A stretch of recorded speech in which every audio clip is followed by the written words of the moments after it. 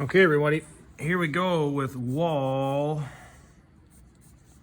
number 2, the window wall.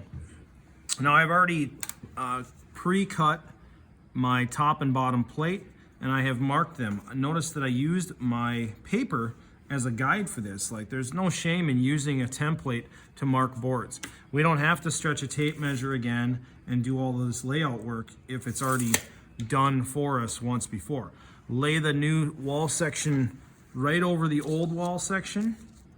Move that out of the way. Mark it up before you move it if you want, and we can use that to mark our top and bottom plates. Now, if you watched Layout 101 with the Perkins brothers, you learned that we need to first lay out our windows in this. Now, you notice that I've transferred my X's, so I maybe got ahead of myself here, but I know that I want to have windows in here, so I can't necessarily run a stud all the way up through the middle of my window. That's not going to work. So what I have to do is, first of all, find center on this, because I'm going to lay out my window to center, which should be at the 6-foot mark. So on a 12-foot wall, my 6-foot center is going to be right here, and I'm going to put a small C there. I might also mark it on the paper, just so I can see that, and that indicates a center mark.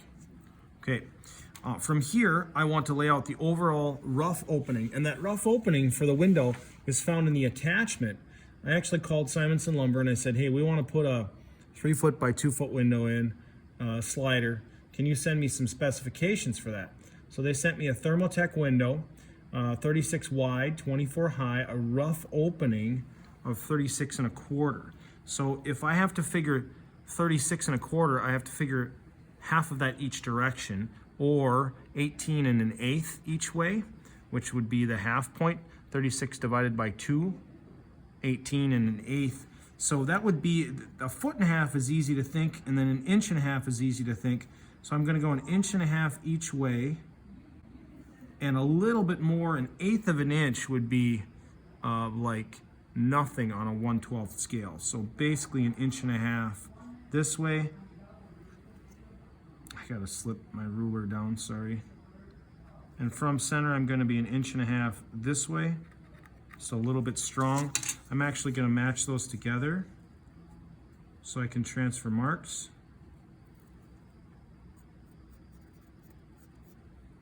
And then, as he indicated, I want to indicate window here.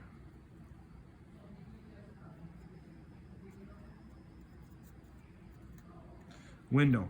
So I know that this stud has to be a cripple. And in the video, a cripple means one that doesn't go all the way up, right? So I can, on my top and bottom plate, I can put a cripple next to this. So I've got my cripples marked, I've got my window openings marked here, but then I need to mark out what there's going to be on either side of those. And in the video, we've got a post that's going to run part of the way up, which they call a jack, and that would be a J right here. And then I would go 1.5 inches over, or on paper about 1/4 inch over. Let me line these up a little bit better. And that would be my jack.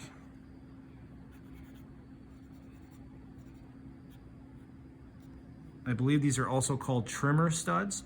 And then on the outside of that, I would have a king. Okay, so we have figured out our jack heights here to be 72 1/4 inches. And we know that because we want our window height at the bottom of the window, we want that to be 48 inches off the ground.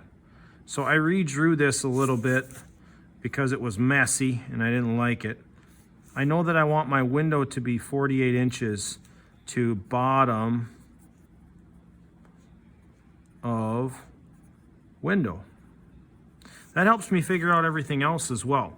If I know that I want to be 48 inches to the bottom of the window, then I'm going to add my rough opening for the window of 24 1/4 to that. That gives me my jack height of 72 1/4. I'm going to cut that out of a pre-cut, and I will need a pair of those, a pair of jacks, not a bad hand, in order to support the header on either side. So I also need to figure out some other cuts. These cripples in here that support the sill need to be a certain length. And you would think, oh, they should be 48 because that's what the window is. Well, we have to subtract the thickness of the sill, which is 1.5 inches, and the thickness of the bottom plate, which is 1.5 inches. So my height is going to be 48 inches minus 3, which means my cripple length is going to be 45 inches. Now, the only other thing we have to figure out is, well, what does that mean for a length on my ruler? Well, think of it this way. If it's 48 inches in real life, that means it would be 4 inches on paper, because 12 inches in real life equals 1 inch on paper. So I'm scaling it down 1/12. Well, if I'm down to 45 inches, I would actually be 3'9" in real life, which would be 3 3/4 inches. So I'm going to cut my cripples. We'll mark them with the speed square. That did not mark well. That would be a cripple at 45 inches. And I will need 1, 2, 3 of those. I've got to draw one more in here. I'll need one more cripple stud in here. We need a cripple on either side of the sill to support it on either side. And then we'll need one that's placed, and that's going to be placed on our 24-inch on center. That one can float a little bit. There's not a ton of load on these window supports underneath, nothing like what the header has above it. Okay, so let's talk a little bit about the header. In the video, it talked about load bearing and non-load bearing. So we watched the video on how to install a window. And the header, what that does is it takes all this vertical load on the load bearing wall. There's thousands of pounds of force, and it transfers it out and around and down the window. So it takes that force and it says, oh, I'm gonna support that with a rigid beam over to these jacks, which are also tied together with the kings. I'm gonna transfer that load all the way down to this floor plate. Remember that this floor plate's gonna match up with a something underneath the joists, another floor or another support, all the way down to the footing.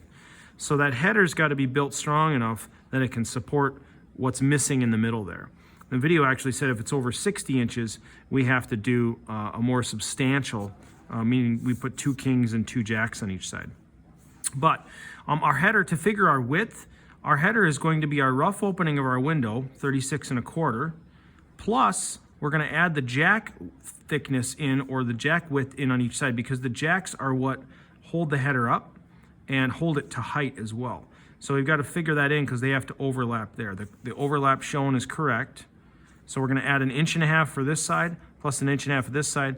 Our header is going to be 39 1/4. Now, how do we do that one on scale? Well, it gets a little bit trickier, but let's use some common numbers here. 36 inches would be 3 inches on paper, or 36 inches is 3 feet, so that'd be 3 inches on paper. Then we just have to go 3 1/4, and remember that 3 inches is equal to 1/4 inch, so now we're like 3 1/4 right there. That would be our header height. Let's move this up, strike a line here. Or, I'm sorry, I said that wrong. That would be our header width, not our header height. So this is going to be a header of 39 1/4. And how many do we need of these? We need 1, 2, and a bottom one as well, are 3. So I'm going to write times 3, and I'm going to mark up 2 more of these out of a pre-cut. And we want these to be straight and even boards. These are actually different thickness, so I might reach a little deeper in the pile here. This end is not awesome. It'll work though. Transfer the mark. See if I got one more thinner one.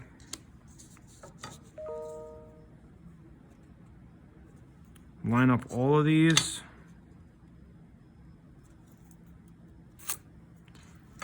That would be a header, that would be a header, and now I've got some cutting to do. I've got a cripple on this side, and looks like I've got 2 different lengths, but hey, that works out pretty well.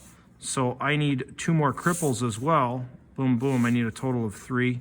So I'm gonna cut those cripples at 45. I'm gonna flush the other ends, use my speed square, transfer that to all 3, and now I've got a cripple upside down and a cripple upside down.